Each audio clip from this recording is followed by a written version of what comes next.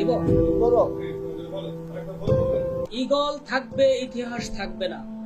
ভাবো, ইতিহাসের গতিরুদ্ধ মানুষের আর কোনো ইতিহাস থাকবে না। ফেরাউন থাকবে কিন্তু মুসা থাকবেন না। পুঁজি থাকবে, সাম্রাজ্যবাদী বিশ্ব বিচরণশীল লণ্ঠন থাকবে, কিন্তু না বলার মতো দেশ থাকবে না। আফগানিস্তান বা ফিলিস্তিন কেউ না, কেবল মহাকাল ব্যাপী ঈগল খচিত বোমারু বিমানগুলো উড়বে, কিন্তু মাটি, পাহাড় বা সাগর থাকবে না। পৃথিবী বা মানচিত্র থাকবে না। ধর্ম থাকতে চান থাকুন, কিন্তু কোনো মিনার থেকে আজান হবে না। গির্জাগুলো তো আগেই নিলামে বিক্রি হয়ে গেছে, এখন না ঘন্টা ধ্বনি না আজান। প্রতিবাদ বা প্রতিরোধ থাকলে বোমা হামলাও থাকবে, কারণ ইতিহাসের আর প্রয়োজন নেই, ইতিহাস থাকবে না।